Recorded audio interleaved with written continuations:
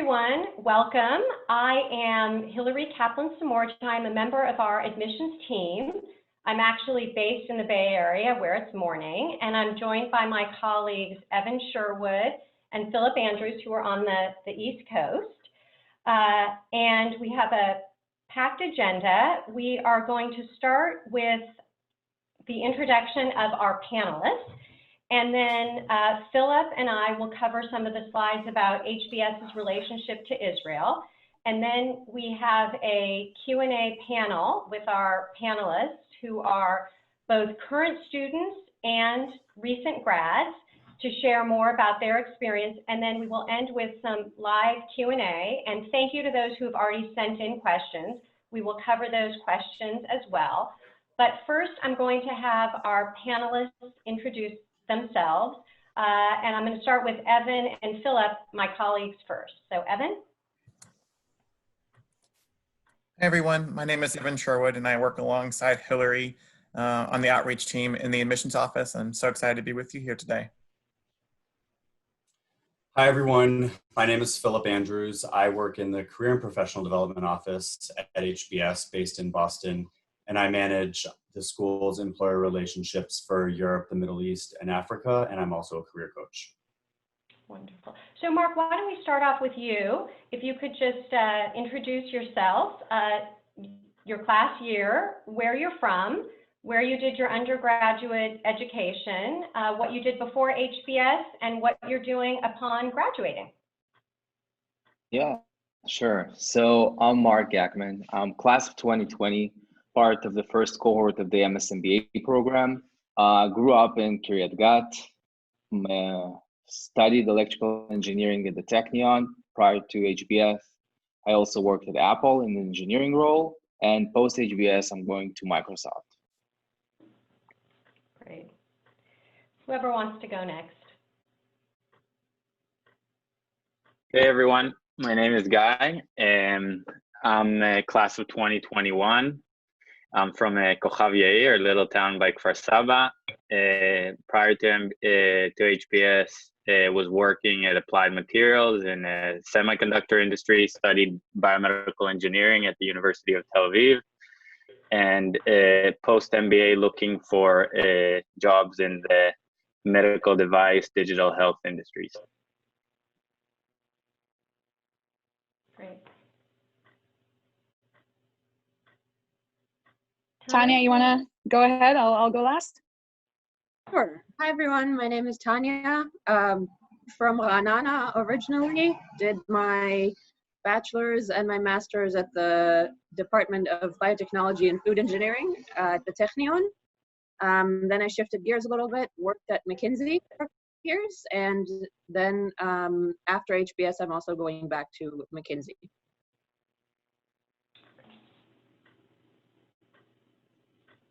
Great. I guess I'll top us off. Hi guys, I'm Mariah, class of 2021. Also grew up in Israel in a very small town that none of you are going to recognize, so I'm not even going to mention it. I did my undergrad at Harvard University across the river here, studied econ. And before HBS, I spent 2 years at McKinsey in New York. I then went back to Tel Aviv, did 2 awesome startups for the next 2 years, and then ended up at HBS. I think going forward, I'm going to try venture capital this summer, and then post-graduation, see if I want to continue the venture route or go back to startups. Great, thank you so much. So Philip and I are going to cover a couple of slides before we go into the Q&A. So the first slide I want to talk about are our student clubs. And so I don't know if many of you have been on our website, but we have a robust student-led club, many student-led clubs, 85 total, and who also organize 25 conferences at HBS. And the clubs, this is just a sampling of some of the clubs. They often focus on an industry, a region, or an affinity, or an interest, and just some examples include the Crimson Parents Club, for those of you who are parents, the Jewish Student Association, the Partners Club, the VC Club, the Tech Club, Women in Investing. If you have additional questions about our clubs, I'm sure that many of our panelists can talk about which clubs they've been active in over their time at HBS. Then we have on the next slide, we have our many research centers and international offices. And I started out by saying that I'm based in the Bay Area. Our California Research Center, which is based in Burlingame, California, it was our first research center. We have recently opened the Tel Aviv Research Center, was opened in 2016. But we have 10 global research centers and 5 regional offices around the world, which focus on faculty research, provide region-specific career advice, which Philip talked about, partner with our global immersion programs, and write cases. So on the next slide, some of our recent cases, which have been written in Israel, you can see the variety of content and different companies that we've written about in Israel, which are taught in both the first and second years while you were students at HBS. So I'm going to turn this over to Philip to talk about our HBS, post-HBS representation. Thank you, Hillary. So this slide is just a snapshot of the destination, the geographic destination that our Israeli students have chosen for their full-time job at the time of graduation from HBS. So you can see that the vast majority of our Israeli students choose to stay in the US at the time of graduation for that first full-time job post-HBS. A small percentage either return to the region or go elsewhere.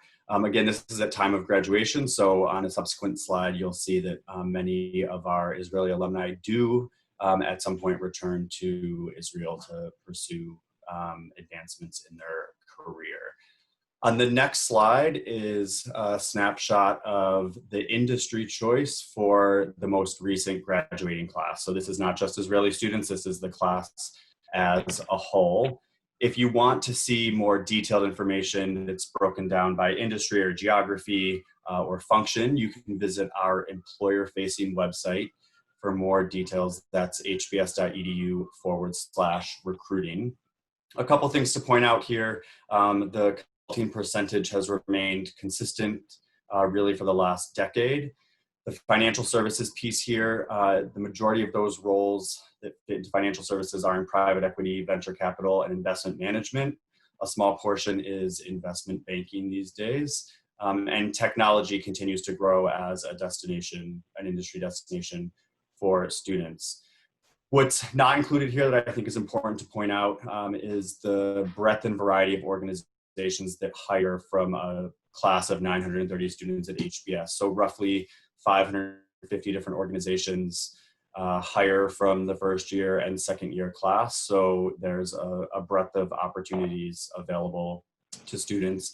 The other data point that's not included here is that 8% of a graduating class starts their own business at the time of graduation, either as a founder or a co-founder. That percentage is a bit higher for students who are pursuing or dabbling in entrepreneurship during their summer internship period at HBS, which really underscores the breadth of resources that are available and the strength of the entrepreneurship ecosystem across the school.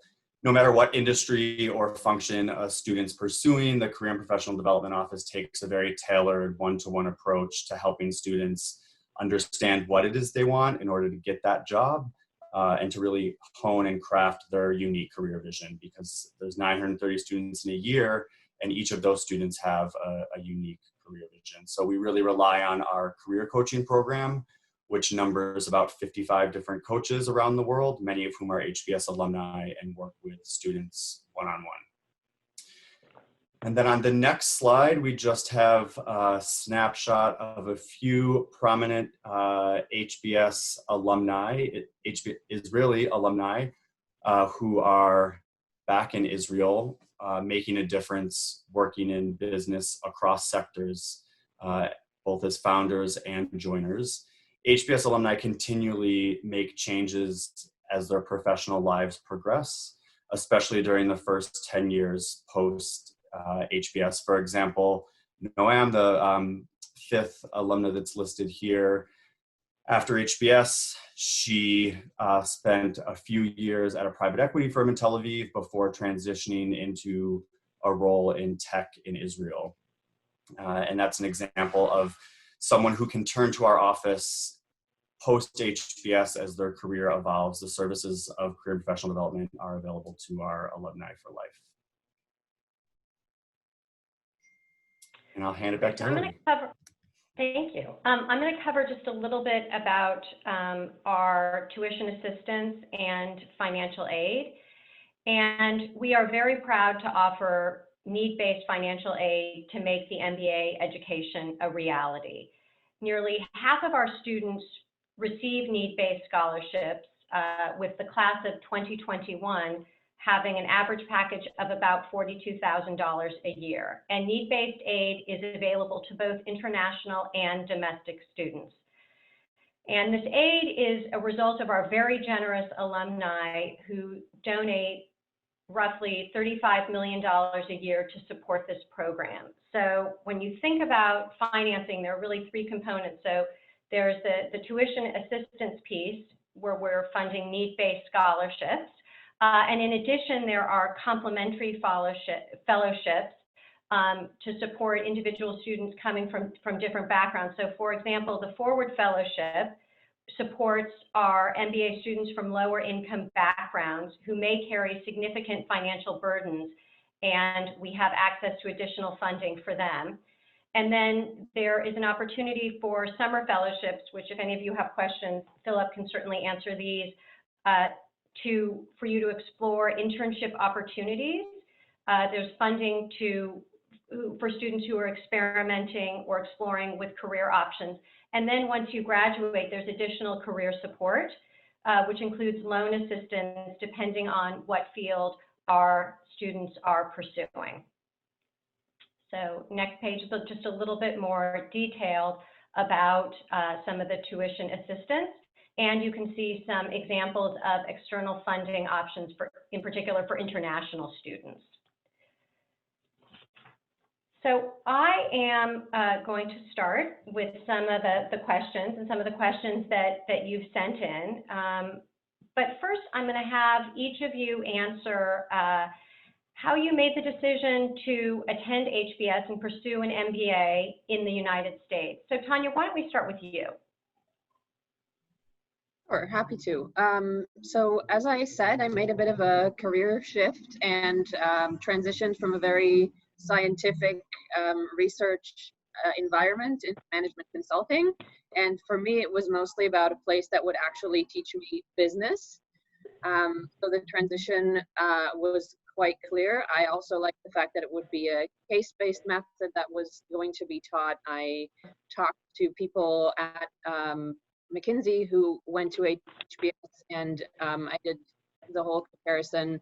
But at the end of the day, it was not a very difficult decision for me to make. McKinsey is an American firm. HBS is also very known in the US and globally for the just quality of the education that you get. Got it. Mark, how did you think about your decision? Yeah, so similar to Tanya, I came from a technical background. For me, it was really important to get managerial experience. But right by the time I started researching MBA programs, I noticed the MS MBA program, which was just starting, and it looked amazing to me.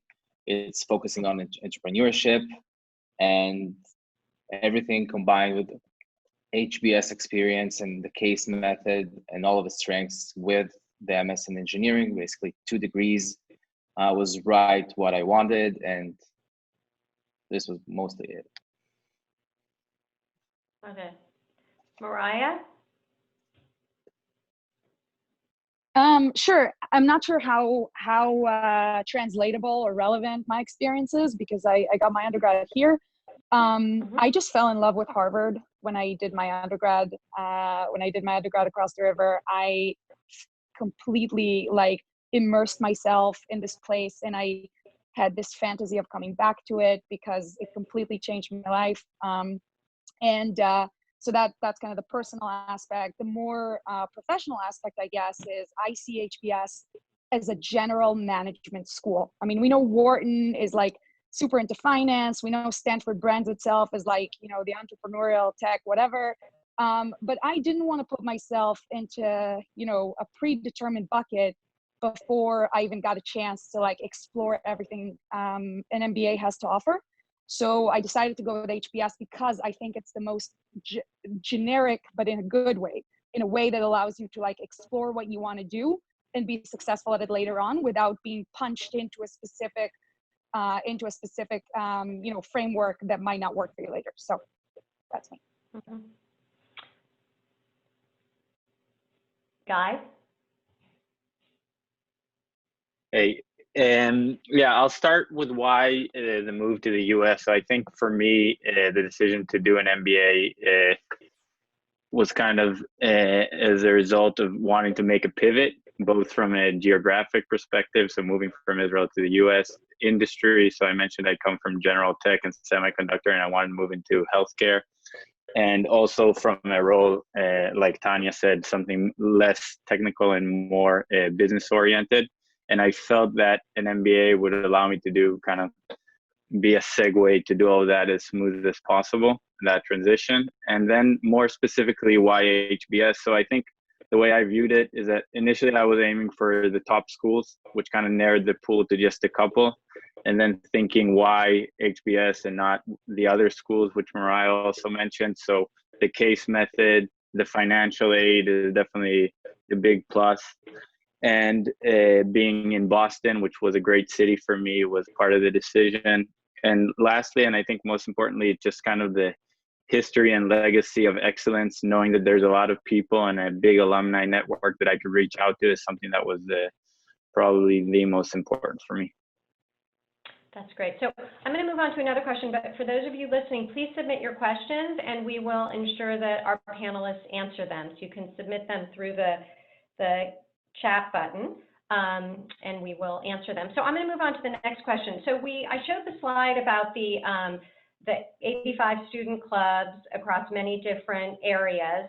So what was your, and Tanya and Mark, I'm going to ask you this, but the international student experience like at HBS, and which clubs were you involved in? How did you choose to spend your time outside of the classroom?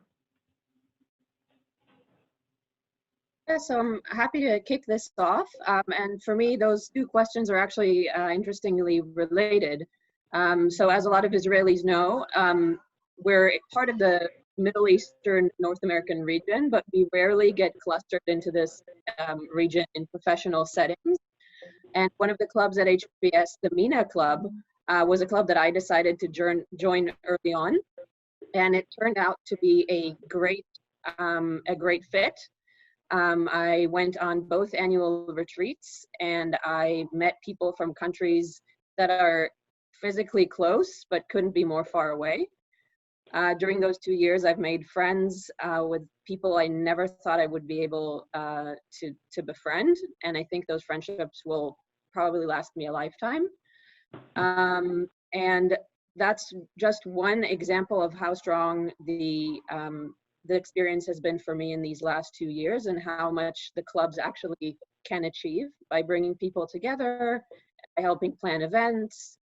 So that was a very big deal. Another thing that I think is interesting is as the Israelis, the group of us, we organized the annual Israel Trek, where we brought a lot of our friends from our class. We brought over 120 people to about 10 days where we explored the country and showed the country through our own eyes. We even had a small security event that we had to navigate while we were here. It was a great experience. People really appreciated it. And just from a perspective of sharing a story of your own country, I know a lot of my friends from other countries also had treks to their countries. We had treks even within the US to places like Pittsburgh. It's been, as an international, it's been a great experience to experience different cultures and also experience the US. Great, thank you. Mark? Yeah, thank you, Tanya. I'll double down on what Tanya said in the beginning. Being here in this diverse student community, you really feel that you're part of this whole family, and those connections that you make with especially students who are, as Tanya said, close to us in Israel, but could not be more far, are very, very valuable. I also believe I'll carry these relationships throughout. Regarding the clubs, I was active in the Veterans Club here at HBS and also the Tech Club a bit. This year, I also joined the Parents Club. Me and my wife here had a baby in December, right towards the finals. So for me, it was also important that the community here will be welcoming to partners, especially like international, like me as a student, I might feel, yeah, I'm part of this, but it's also important for me that my wife will feel the same way. And I cannot stress how much inclusive the environment is, especially the first year with the section experience and the clubs. So we had a really amazing experience. That's great.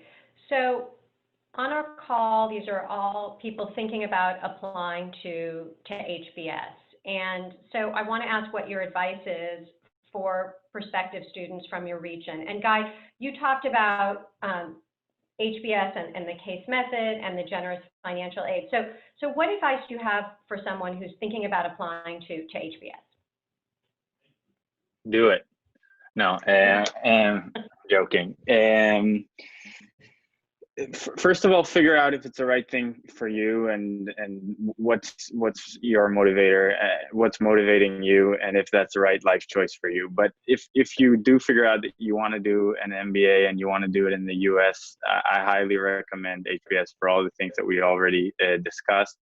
But I think there is a couple of things that I would like to mention. First of all, I'd like to kind of bust a myth that I hear from a lot of Israelis, that HBS students tend to be a bit snobbish and it's hard to become part of the community. I think that's completely wrong.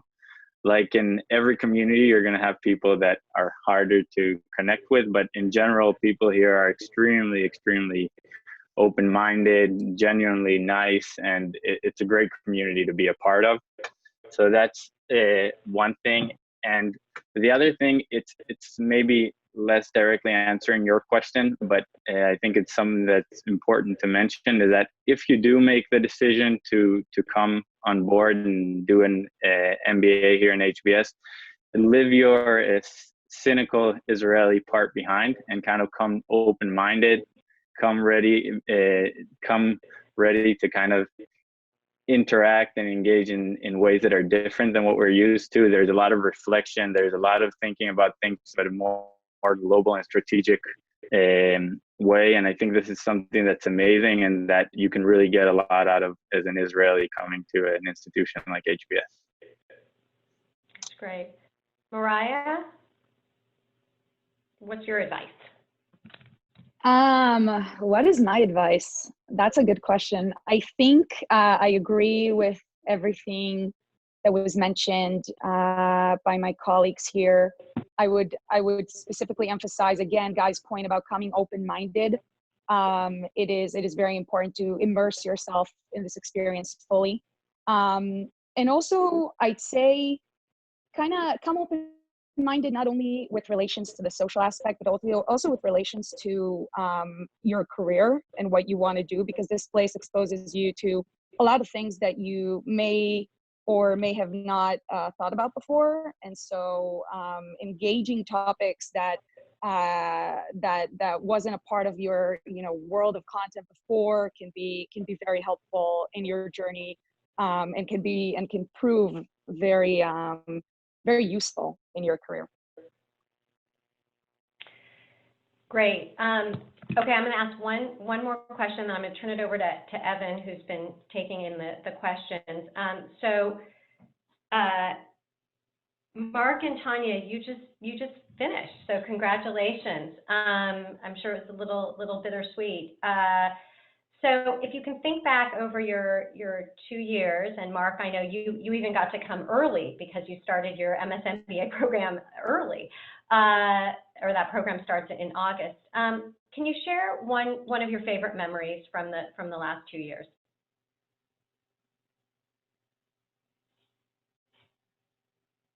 I can start this. I think Tanya mentioned this, but the Israel trek is one of like my favorite moments at HBS. It was like the culmination for us of our first year. And I know the RCs right now like don't have this opportunity, but you'll have it next year. I'm sure you'll be able to do it. Bringing all of your classmates after you get to know them and you got to share stories about your home country and then showing that. And it was a really unique experience. And I always remember that, how we traveled with them and showed them our home country and told them the stories and everything. That's one of the things. Great. Tanya? Yeah, similar to Mark, and I think the Israel trek was an amazing experience in terms of we've planned it for an entire year.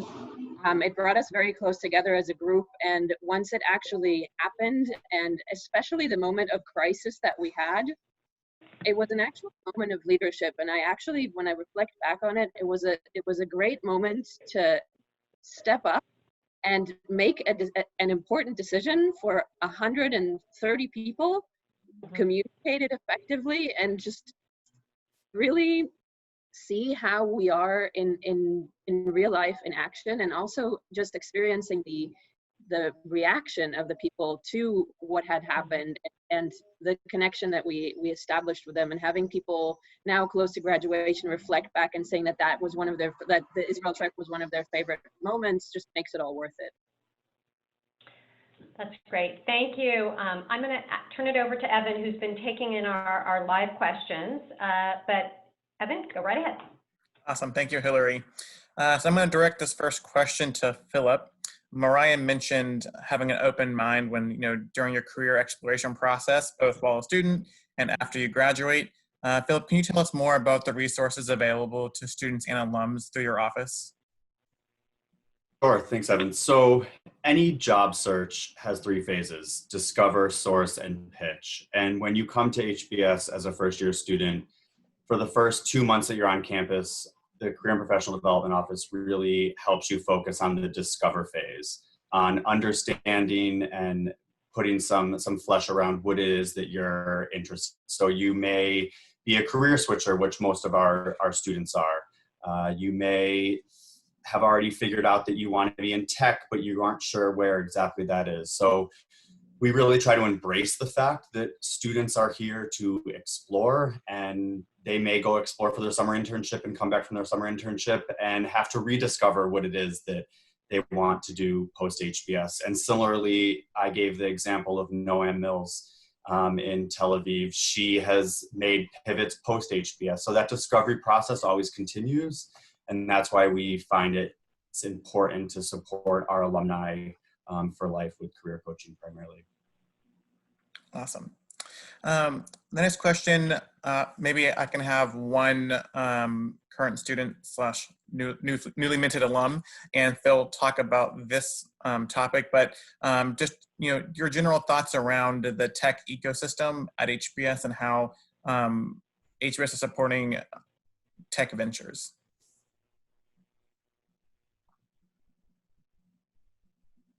I can take it. There's a lot of things related to tech. So Mark touched this briefly. There's a tech club. I'm in part of the healthcare club, which has a lot of tech related stuff to it as well. But I'll just give an example of a project that I'm leading for next year. So I'm doing entrepreneurship in medical devices, and I was able, as part of the Harvard, more broad Harvard community, to join forces with the Harvard Medical School, which kind of led us to an incubator here as part of the broader Boston community. And once we were able to establish that collaboration with a local incubator, now Harvard supports us by giving us funding and faculty support to kind of put together a program which is going to help us think about it more from a commercial aspect. So being able to tie all of these things together is something that Harvard is really good at, and Harvard Business School specifically. And this is just one of the many opportunities that you will have here as a student. I agree. And just to add to that, I guess a couple of specific programs, Startup Boot Camp that happens over the winter allows you to come together with a group of your friends or, people you want to work with and actually take the time to build and flesh out your idea with a lot of support from faculty, a lot of support from coaches. And so that was phenomenal. I personally didn't do that, but my friends did. They loved it.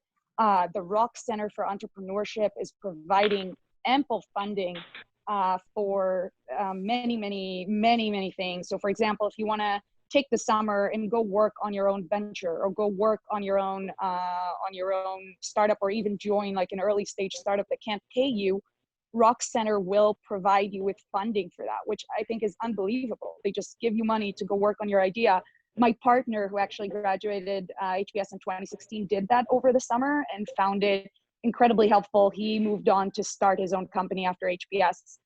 So that was phenomenal. Also, as you all can probably imagine, the campus reeks with venture capitalists. A lot of the professors who are doing entrepreneurship are either venture capitalists themselves or very connected to the ecosystem. So it really feels like, HBS is not known for tech, but it is an amazing environment if you want to do anything tech related. And that comes from someone who considered entrepreneurship and did startups and wanted to go back to this world after graduation.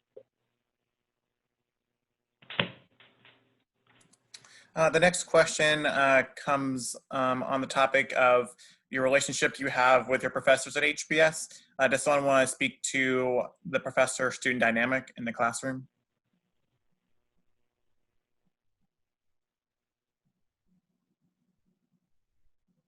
No brave takers? I can start just one particular thought that I think is pretty cool. During my undergrad, I always felt like the professor has some sort of, he's on a pedestal, right? Or she is on a pedestal. They're up there, they are sort of in distance, as we like to say in the Army. And they have authority that comes from the fact that they're so much more experienced than you, and they did all these things, and you're just this young student. At HBS, I absolutely found it to be the case that professors really treat you as an equal. They treat the 94 students in the room as experts in their own fields, as people who have a particular point of view on the world, and they appreciate everything you have to say, your comments, your contribution to class, in a way that feels like a two-way street. It's not just like you're learning from them, but it also feels like they're learning from you. And in a way, this symbiotic sort of virtuous cycle of just kind of learning from your environment and teaching your environment is, I think, one of the best things, one of the best advantages to the classroom at HBS. Professors really feel like mentors. They feel like equals. They feel like they respect you and they want to learn from you as well, which is empowering and inspiring and awesome. Awesome. Okay, and I'll turn it to our last question. This is from Mark. This question came in about the MS MBA program. If you could just give your thoughts on how that program went and just your general takeaways from that program overall. Yeah, so overall, I think it was an amazing experience. I think the 2 degrees complement each other perfectly. The first year you start, you have the whole RC experience as every MBA, plus some courses that, as was mentioned, you start a bit before. You have a bigger version of the Startup Bootcamp, and it's really focused on getting you to launch a tech venture. There is also a capstone project at the end of the program, which is for you to go and start your own venture. And it's really effective. I can tell you that from our cohort, there's like 4 or 5 startups that have exited since. Some have raised significant funding. A startup I've started working with friends just got admitted into Y Combinator. So yeah, That's a lot of resources and mentorship you can get from this program. If you're thinking about entrepreneurship, I would seriously consider it. Thank you, Mark. Hillary, I'll turn it back to you to wrap us up. Perfect. Well, thank you so much for joining us. And I just want to say again, congratulations to Mark and Tanya on becoming alumni of HBS, and Mark and Guy and Mariah for finishing your first year. It sounds like you have incredible summer internships as well. I want to thank everyone for joining us today. And special thank you to Philip and Evan. And for those of you who are interested in learning more about our other admissions events, please visit us on our website for other events that you can participate in this summer. And thank you again. I hope you found this informative and appreciate you taking the time out of your evening to join us. Have a wonderful evening, and we hope you'll strongly consider HBS. Thank you. Bye-bye.